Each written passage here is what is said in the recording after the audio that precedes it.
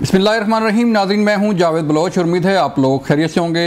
आज army chief general Syed Asim Munir की ज़ेर सदारत फार्मेशन कमांडर कॉन्फ्रेंस का इनेकाद हुआ और उसमें बड़ी अहम बातें की गई, बड़े अहम ब्रीफिंग्स हुई और जो खित्ते की सूरत हाल है उस पर तबादला ख्याल किया गया। इसके साथ साथ आज जो है इस फार्मेशन कमांडर कॉन्फ्रेंस में जहाँ पे मसला फ़लस्तीन पर बात हुई, जहाँ पर मसला कश्मीर पे बात हुई, जहाँ पर खित्ते की सूरत हाल और कौमी सलामती के अमूर पर बात हुई, वहाँ पर आज सानिया 9 मई की भी बात की गई।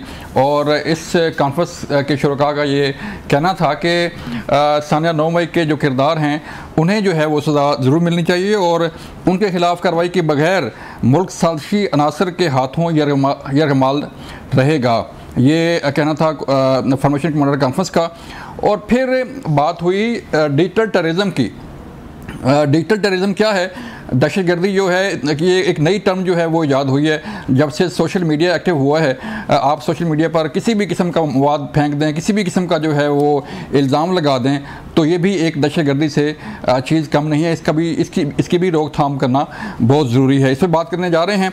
और फिर हम बात करेंगे कि तहरीक-ए-इंसाफ के बानी चेयरमैन के ऑफिशियल जो ट्विटर हैंडल है वहाँ से शेख मुजीबुर रहमान से मुतल्लिक एक वीडियो जो है वो अपलोड होती है। उस पर तूफ़ान मच जाता है कि पता नहीं क्या हो गया।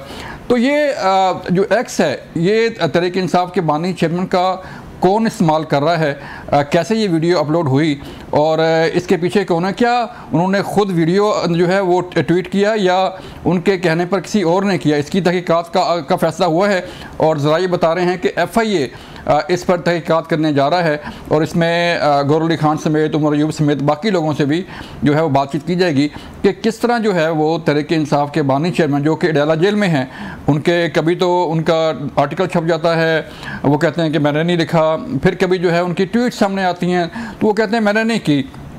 तो इस तरह की चीज़ें जो हैं वो सामने आ रही हैं। और फिर हम बात करेंगे कि तहरीक-ए-इंसाफ के बानी चेयरमैन को सानिया 9 मई के 2 मुकदमात में आज बरी कर दिया गया है।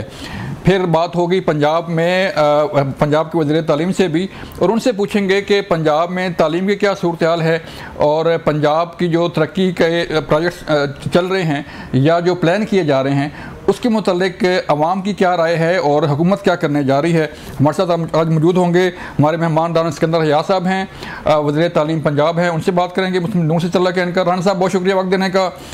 फिर हम बात करेंगे नदीम कुरैशी साहब से, तहरीक-ए-इंसाफ के रहनुमा हैं। नदीम भाई आपका बड़ा शुक्रिया वक्त देने का।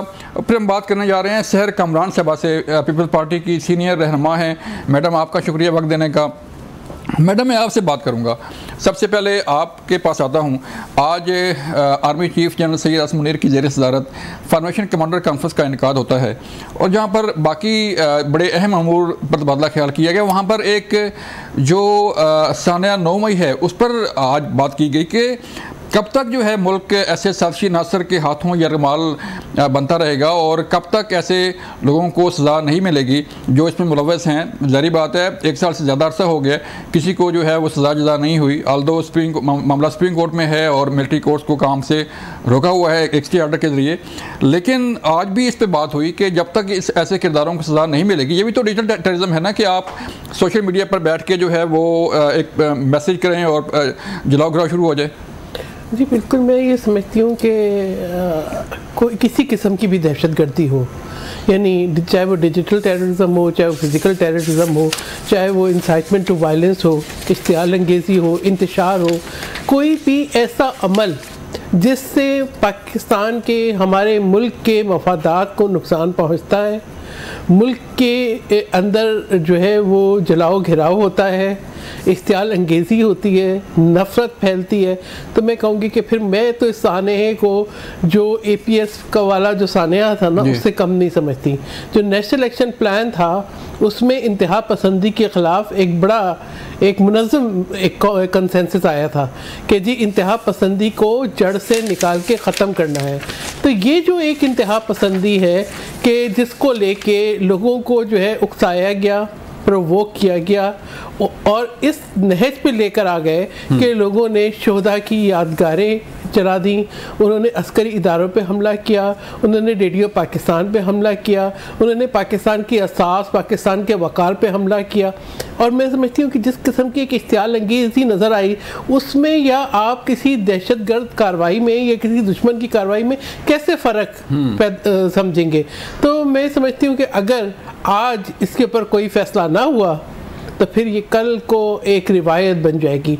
अगर कैपिटल हिल पे जो लोग हमलावर हुए थे, जो हंगामा अंगेज़ी की, उन्होंने सैकड़ों लोगों को सजा भी दे दी। हमारे यहाँ गिरफ्तार भी हैं, सजाएं नहीं हैं। देखिए, बात यह है कि आपको हमें एक डेटरेंस क्रिएट करनी होगी। हमारा रेड लाइन सिर्फ पाकिस्तान है, ऐसा ही है। पाकिस्तान है तो हम हैं, पाकिस्तान हमारी पहचान है, हमारी शनाख्त है, हमारा घर है, हमारा तहफ़्फ़ुज़ है, हमें तहफ़्फ़ुज़ देता है। तो बात यह है कि अपने मुल्क के ऊपर अगर कोई हमला करे तो मैं समझती हूँ कि हर पाकिस्तानी की जो है वो जज्बा भी जागना चाहिए और पाकिस्तानियत भी जागनी चाहिए। और इस पर तो कि कोई हमारे घर पर हमला करे तो हम उसको कैसे नज़रअंदाज करें। तो मैं समझती हूँ बिल्कुल दुरुस्त बात है, ये कंसर्न है। हमारे इदारों को भी ये देखना चाहिए, जो लॉ इन्फोर्समेंट के हैं, हमारे जो है जो अदलिया है उसको भी देखना चाहिए कि क्या वजह है, कहाँ हमारे अदालती निज़ाम में और हमारे लॉ इन्फोर्समेंट के उसमें वो कमज़ोरियाँ हैं कि हम किसी मुजरिम को सज़ा भी नहीं दे पाते। और देखिए, सियासी आप इसके ऊपर नहीं कवर चढ़ा सकते। सियासत एक तरफ, सियासतदान जो है वो सियासत ज़रूर करता है, वो बात ज़रूर करेगा, लेकिन वो इस किस्म के हमले और इश्तियाल अंगेज़ी नहीं करेगा। और ये कोई पहला वाक़या नहीं था। इससे पहले हमने देखा कि 2 सूबों की पुलिस को आपस में आपने झगड़वा दिया, पेट्रोल बम फेंके गए, इस्लामाबाद की ग्रीन बेल्ट जला दी गई।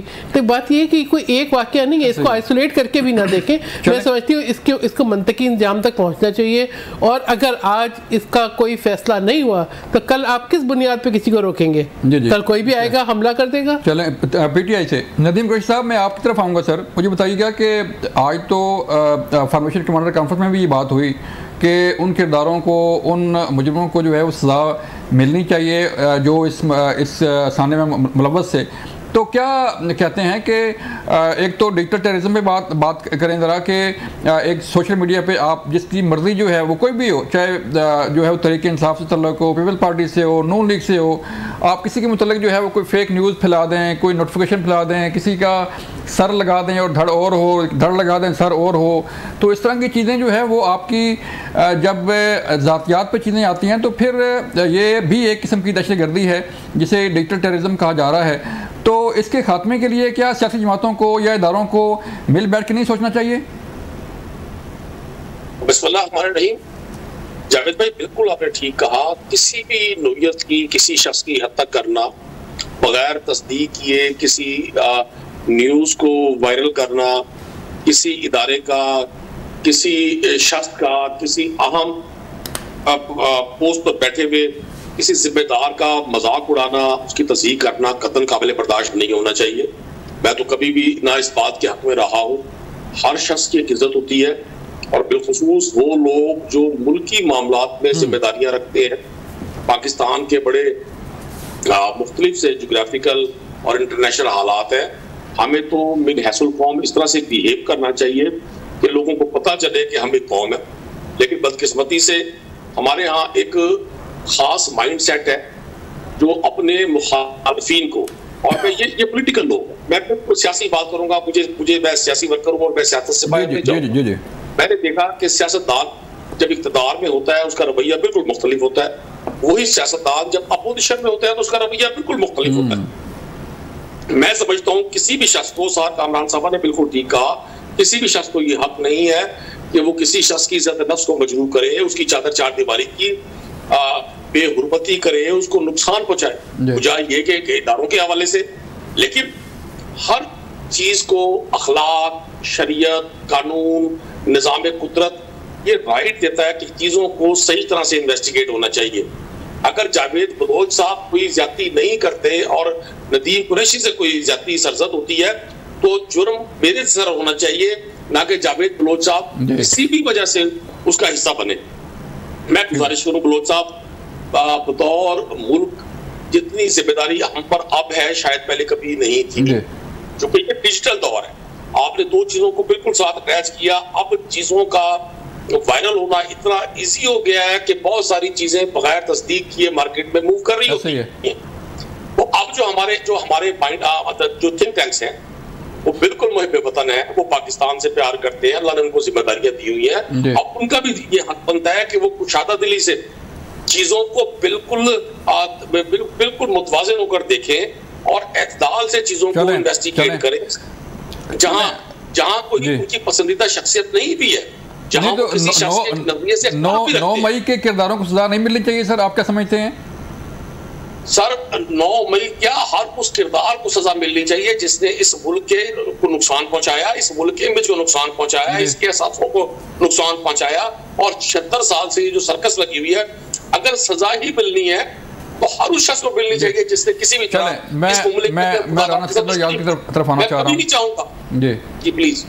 जी राणा साहब मुझे बताइएगा सर, एक तो सानिया 9 मई के मुतालिक आज जो है वो बात हुई, उस पर मैं आपकी राय जानना चाहूँगा कि 1 साल से ज़्यादा अरसा हो गया है लेकिन किसी को जो है अभी तक सज़ा नहीं हुई। अल्दो जिन लोगों को बरी होना था वो तो बरी हो गए, वो अपने घरों को चले गए, लेकिन जो जलाओ घराव हुआ, जो फौजी तनसीबात पर हमले हुए और जिस तरह का जो है वो जलाओ घराव देखा हमने, इस तरह पहले कभी नहीं देखा। तो क्या इन किरदारों को जो है वो कैफरे किरदार तक नहीं पहुंचना चाहिए?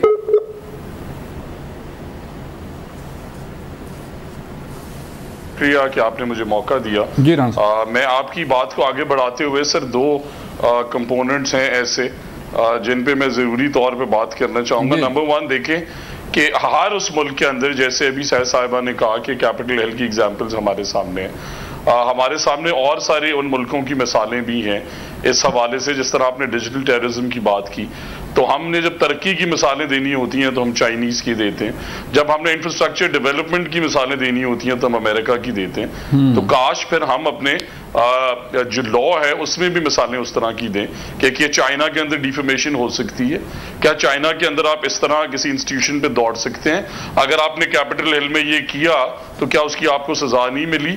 और मैं ये समझता हूं कि प्रोसिक्यूशन एक ऐसा एलिमेंट है, देखें आपके इदारों में फ्रस्ट्रेशन आप खुद ही पैदा कर रहे हैं। मैं किसी भी पॉलिटिकल पार्टी को विक्टिमाइज नहीं करना चाहता, बिकॉज मैं किस सिस्टम से आया हूं जहां मैंने छोटे होते से देखा मियां नवाज शरीफ साहब से बहुत ज्यादतियां होती देखी।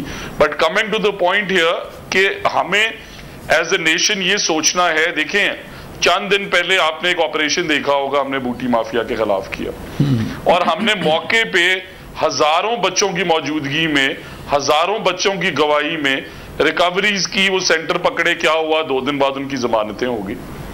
तो हमें ये सोचना है कि क्या हमारा जो जुडिशियल सिस्टम है और जो हमारी प्रोसिक्यूशन है, अगर वो अपने फराइज अंजाम नहीं दे रही, तो जो मुद्दई है इस केस में, क्योंकि पाकिस्तान की अफवाज मुद्दई हैं, तो उनके बारे में भी सोचें। अगर आप उन्हें फ्रस्ट्रेट करेंगे, अगर आप उनके मुजरिम नहीं पकड़ेंगे, आप की बजाय है कि ये आर्गुमेंट बड़ी वैलिड है कि फौजी अदालतें होनी चाहिए, नहीं होनी चाहिए। और राणा साहब देखें ना, राणा साहब देखें कि हाउस जो है वो किसका है सर, मियां वाली एयरबेस किसका है सर, GHQ किसका है सर, पेशावर किला बाला एसार किसका है सर, रेडियो पाकिस्तान किसका है, ये तो कौम का है ना सर। सर मुझे तो वो किताबें याद आती हैं कि 1965 की जंग में जिन्होंने हमें बचाया, आप हमारे उन जहाजों को जला रहे हैं, आप कायदे आजम के घर को जला रहे हैं, और फिर उससे बड़ी बात यह है कि आप शर्मिंदा नहीं है उस पर, बट मैं सेन वॉइसेस हैं यहाँ पे नुमान भाई जैसी। देखें इसमें आपको डिफरेंशिएट ये करना है कि जो मुजरिम है उन्हें सजाएं दी जाएं, उस पर हम यक जुबान होके सारी पॉलिटिकल पार्टीज अपने इंस्टीट्यूट के साथ स्टैंड करें, और अगर कोई बेगुनाह है उन्हें सजा नहीं मिलनी चाहिए। बट ये सिस्टम, जुडिशियल सिस्टम एक सिस्टम है, आपकी आर्म्ड फोर्सेस दूसरा सिस्टम है, पॉलिटिकल पार्टीज एक सिस्टम है, ब्यूरोक्रेसी एक सिस्टम है, अवाम एक इसके स्टेक होल्डर। तो सारे मिल बैठ के एक ऐसी पॉलिसी बनाएं कि क्यों सजाएं नहीं हो रही, और जहां पे खामियां हैं उससे दूर करें मिलके, ताकि उन्हें सजाएं करार वाकई मिल सकें। सर मुझे ब्रेक लिए कहा जा रहा है, ब्रेक के बाद वापस आएंगे तो मजीद इस पर बात करेंगे। मिलते हैं ब्रेक के बाद।